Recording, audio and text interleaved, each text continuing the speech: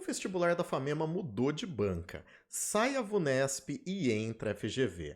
E aí, além de todas as loucuras desses anos de pandemia, distanciamento social, mudança de calendário, você ainda precisa se preocupar com mais essa? Pois é. Muita gente tem me procurado para saber como lidar com a mudança de banca da FAMEMA. E adivinha? Claro que eu vou te quebrar mais uma. Eu sou o professor Manga e trabalho com língua portuguesa. Seja muito bem-vindo ao Questão de Linguagem.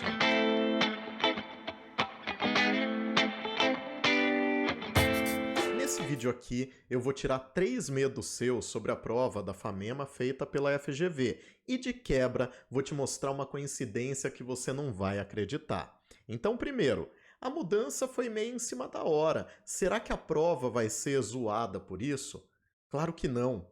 A FGV, assim como a VUNESP, faz um montão de provas, tanto de concursos públicos quanto de vestibulares. Então, você não tem que se preocupar com questões mal elaboradas, com enunciados imprecisos ou aquelas alternativas dúbias. Sem chance de você ter que encarar uma prova como a do Enem ou a da Unicamp. Eu não gosto de falar mal da Unicamp, mas dessa vez deram motivo, né? Segundo, já que a banca mudou, o conteúdo vai ser o mesmo? É claro que vai, justamente porque o edital já tinha sido publicado antes da mudança de banca. Então, os temas que estão lá no documento continuam valendo, independentemente de quem vai fazer a prova. Isso leva a gente para a terceira dúvida. Tudo bem, a prova vai ser bem feita e vai cobrar os mesmos conteúdos, mas como que eles vão ser cobrados se a banca é outra? Para responder essa pergunta, eu corri para os vestibulares que já são feitos pela FGV para ver se eu conseguia achar uma resposta. Vem aqui para minha tela que você não vai acreditar no que eu achei. Olha só, aqui do meu lado esquerdo eu tenho a prova de 2018 da Unesp, feita, lógico, pela VUNESP. Do outro lado eu tenho a prova de 2021 de RI da FGV. Você não vai acreditar. Eu encontrei o mesmo texto cobrado pelas duas provas. Fala se isso não merece um joinha e a sua inscrição aqui no canal, né? Claro, se você ainda não se inscreveu. Se já se inscreveu, compartilha esse vídeo com as pessoas que você conhece que vão fazer a prova da FAMEMA. Eu vou deixar aqui embaixo os 2 PDFs para você espiar com cuidado e ver que isso aqui não é loucura da minha cabeça. Esse texto aqui da prova é um trechinho de um conto do Machado. Eu vou ler. A escravidão levou consigo ofícios e aparelhos, como terá sucedido a outras instituições sociais. Não cito alguns aparelhos, senão por se ligarem a certo ofício. Um deles era o ferro ao pescoço, outro, o ferro ao pé. Havia também a máscara de folha de Flandres. A máscara fazia perder o vício da embriaguez aos escravos, por lhes tapar a boca. Tinha só 3 buracos, 2 para ver, um para respirar, e era fechada atrás da cabeça por um cadeado. Com o vício de beber, perdiam a tentação de furtar, porque geralmente era dos vinténs do Senhor que eles tiravam com que matar a sede. E aí ficavam 2 pecados extintos, e a sobriedade e a honestidade certas.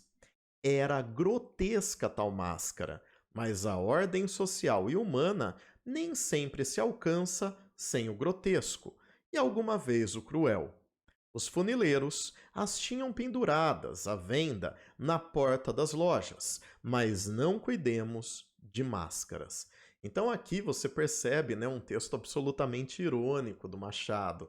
Ele vai justificando, né, a instituição da escravidão e esses terríveis aparelhos para tortura dos escravos e fica absolutamente bizarra, né, a descrição. E claro, isso é proposital, né? Ele vai dizer, olha, os escravos tinham mania de se embriagar, né? E a máscara de folha de Flandres era uma máscara que livrava os escravos desse vício difícil, né? Porque só tinha 2 furos para olhar e um para respirar, né? A boca ficava tapada. E assim, né, eles não se embriagavam e outra, eles também perdiam o hábito de roubar, né? Porque geralmente eles roubavam moedas para conseguir se embriagar.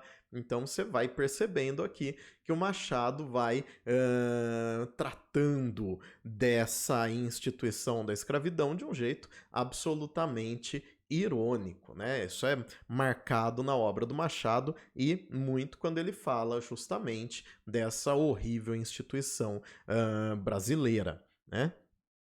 O ferro ao pescoço era aplicado aos escravos fujões. Imaginai uma coleira grossa, com haste grossa também, à direita ou à esquerda, até o alto da cabeça e fechada atrás com chave. Pesava, naturalmente, mas era menos castigo que sinal. Escravo que fugia assim, onde quer que andasse, mostrava um reincidente, e com pouco era pegado, né? Quer dizer, os caras colocavam uma coleira de ferro no escravo, mas não era para castigar assim, era mais para o escravo ficar sinalizado, né? Para que as pessoas vissem que aquele era um escravo fujão, né? Então, de novo, não preciso dizer que ele está sendo irônico, né? Há meio século, os escravos fugiam com frequência. Eram muitos e nem todos gostavam da escravidão, né? Veja só que surpreendente. Sucedia ocasionalmente apanharem pancada e nem todos gostavam de apanhar pancada, vejam só, né? Grande parte era apenas repreendida. Havia alguém de casa que servia de padrinho e o mesmo dono não era mau. Além disso, o sentimento da propriedade moderava a ação, porque dinheiro também dói, né? Então, assim, claro que o escravo não ia ser espancado até a morte, porque você teria um prejuízo material se matasse o escravo, né? Então, isso seria responsável pela moderação do castigo aplicado aí ao escravo que fugiu, né? Eu marquei aqui até o também dói, porque é justamente até aqui que vai o texto da FGV. Agora, olha que bacana. Se você olhar para a primeira questão sobre esse texto, lá na prova da FGV, você lê o seguinte: os procedimentos empregados na composição do trecho, repetições, preterição, eufemismos, etc., indicam que seu caráter é, sobretudo, irônico, como eu mencionei mais de uma vez que quanto mais aparenta justificar a escravidão, mais lhe revela a crueldade. Olha a primeira questão da VUNESP sobre esse texto. A perspectiva do narrador diante das situações e dos fatos relacionados à escravidão é marcada, sobretudo, pelo saudosismo, pela indiferença, pela indignação, pelo entusiasmo, pela ironia, alternativa A e pela ironia. Então, olha só, a FGV apresenta alternativas mais complexas, apresenta, né, mesmo palavras aí, né, termos que são mais herméticos, que são mais difíceis, né, de compreender. Eventualmente você não sabe o que é preterição e tá ali no enunciado, né, mas você tem o mesmo teor, o mesmo tipo de questão. E isso chama muito atenção nessa questão de número 24, né? As anteriores, se você olhar bem aqui, né, tanto a 22 quanto a 23, vão ser questões aí que vão envolver a interpretação do texto e a percepção do período de que a gente está falando, ou seja, né, tem a ver com o contexto. Mas olha a questão 24, que é interessante. Dentre os trechos do texto, abaixo transcritos, o que revela de modo mais flagrante que a narração tem sempre em conta a interação com o leitor é o que está em... E aí você tem aqui a alternativa. Imaginai uma coleira grossa, com a haste grossa também, à direita ou à esquerda, né? Esse verbo aqui no imperativo é um verbo que eu uso para me dirigir à pessoa que está lendo o texto, né? Então, imaginai vós, né? Vós que estáis lendo, vós leitores, né? Imaginai uma coleira grossa. Então, há esse momento de interpelação do leitor. Veja se não é absolutamente a mesma coisa que está sendo cobrada aqui na questão de número 11 da Unesp. O leitor é figura recorrente e fundamental na prosa machadiana. Verifica-se a inclusão do leitor na narrativa no seguinte trecho. Olha aqui, imaginai uma coleira grossa. Cara, é o mesmo trecho, né? Isso é absolutamente espetacular, tá? Fala se não vale o seu joinha, né? Então, claro que há questões que são diferentes, claro que há questões que são particulares de cada banca, mas você consegue ver que o teor das questões é o mesmo. Agora, vale notar também que as questões da FGV são um tiquinho mais complicadas na sua formulação, não no conteúdo, mas na forma mesmo, do jeito como elas aparecem para o candidato.